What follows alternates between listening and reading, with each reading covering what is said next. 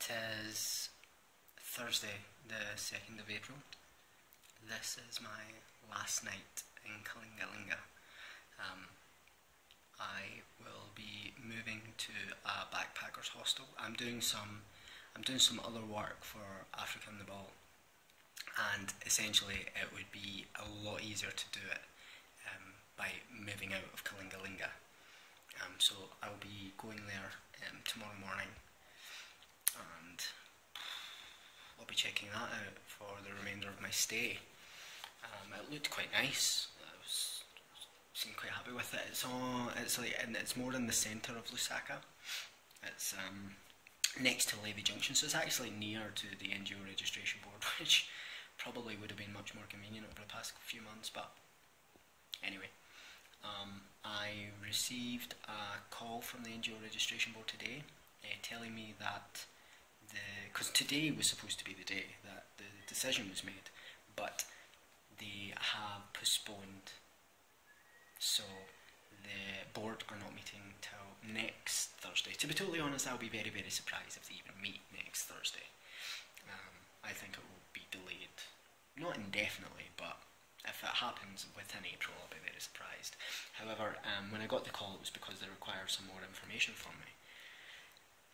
My sympathies go out to the man who made the mistake of calling me, telling me I needed to submit additional information.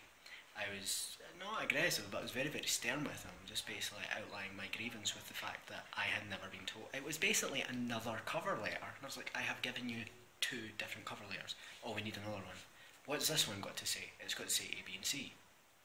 All the previous ones said that, but anyway, I said, okay, I will submit this, and I look forward to the next call to tell me what I need to do next. However, when I went down, I think they could tell that they were pushing me to my limit when it came to patience or the provision of it, and I was assured that the next call would be telling me to come in and pick up the certificate. I got told today that our application is successful. It just needs to be stamped by the board, which will be next week. Meaning, well, whenever they say it's going to be next week. So maybe within this month, Africa on the Ball will be stamped as international NGO within Zambia. So project complete, done. It is the Easter weekend, so today's Thursday, as I stated, public holiday Friday, Saturday, Sunday, Monday. So I will not be back in the office till Tuesday, which is, it gives me time to acclimatise to my new surroundings as of tomorrow. Grievin, the legal assistant that I work with, he is going to help me with my things tomorrow, and then I can get on with the additional work I've been given by Africa on the Ball, so I can tear into that this weekend. But aside from that, what is that? Sorry, if you're ever to stay here, you stop being concerned about the insects that infest everywhere, and you just become intrigued by them, because they're normally things you've never seen before. Anyway, I'm being distracted. So yeah, that's really the only update, is I'm going to be making a move, so in the next wee section you're probably going to see the new surroundings. I checked them out today, it's very nice. I've got a wee hut, so I can just do my thing from there. Well, it's Monday the 6th of April, and it is my final night in Zambia. That is a big surprise to many people, and this blog will probably go up when I'm in the UK. My project I came out to complete, the NGO registration for Africa on the Ball, is complete, and I will be returning to the UK because there is opportunities available for me there in regards to other projects. So I'm going to pursue them, and my flight is tomorrow at 6 PM.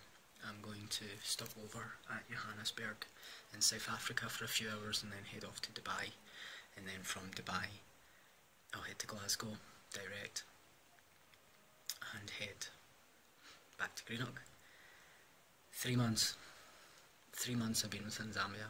3 months I lived in one of the most deprived areas of one of the poorest countries in southern Africa, and I'm not going to lie, it was hard. At some points it was horrible. The feeling of complete isolation when you're dealing with the issues out here is phenomenal. You do feel like you're on your own most of the time. I like to think it strengthened my character, but I suppose once I get back to UK, that's when I'll be able to see whether or not that's the case. Some days were really hard. Some of the weeks dragged in.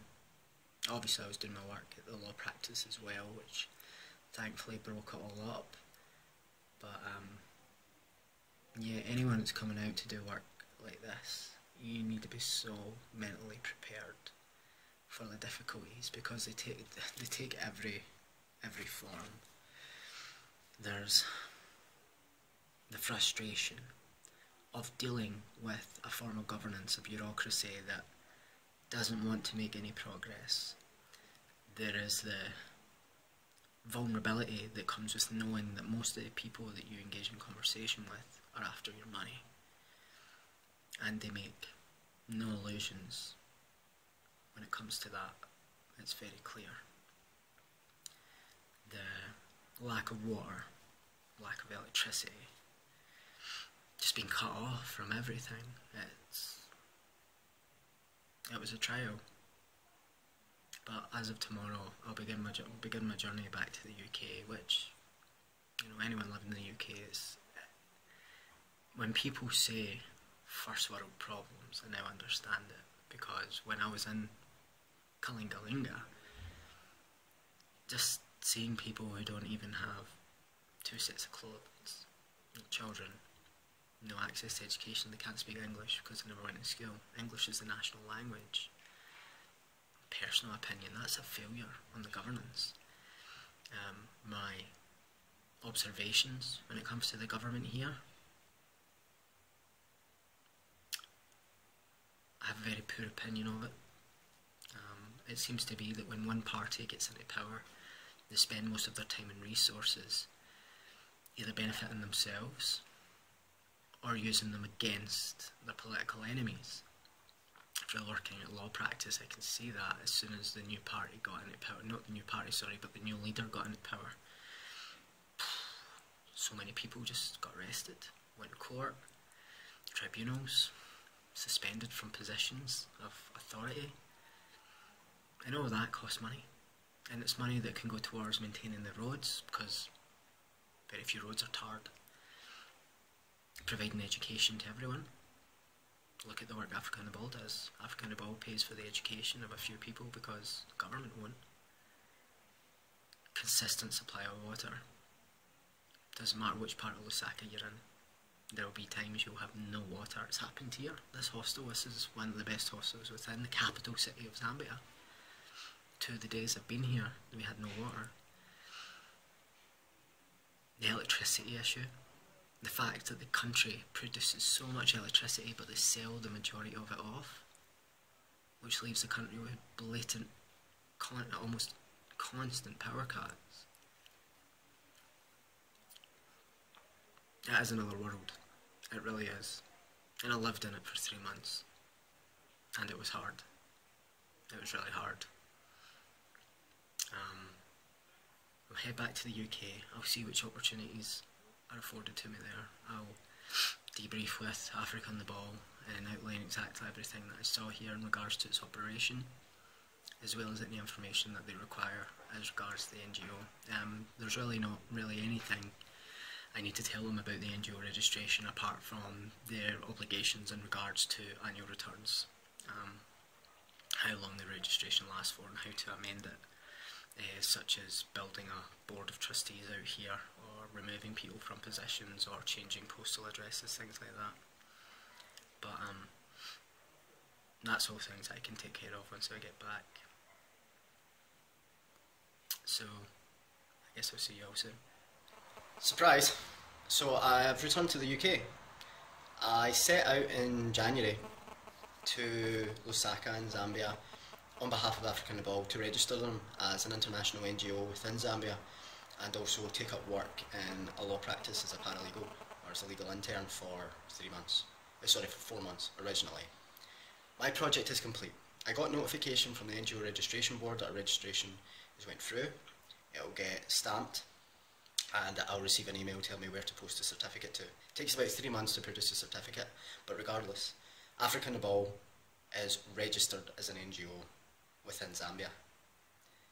Being the case, I made arrangements to come back to the UK because I had always told myself the only reasons that I would ever return to the UK prior to my original return date of, well, in May, was if 2 criteria were fulfilled. 1, the registration was complete, which is, and 2, that I get contacted regarding opportunities here in the UK, whether it be projects or whether it be jobs. I fulfilled all criteria. Registration is complete and I have been contacted regarding opportunities here. So I came. I surprised a few people and now I'm just reacclimatising to the UK. Zambia was hard. Really hard. There were some very traumatic periods there. Some great challenges. But considering now that Africa in the Ball is registered and I kept my work going at the law practice, I feel that I overcame it, but it's certainly not something to enter into lightly. I knew it would be challenging, I knew it would be hard when I left. I didn't think it would be challenging as hard as it was, but regardless, I just want to thank everyone who has been keeping up with the blogs, everybody who offered me support when I needed it when I was out there. And who knows, watch this space. I have no idea what the next project may be, but if it's something that I feel is of interest, we could end up with a similar series of video blogs in order just to keep track of it, of whatever it is I might be doing.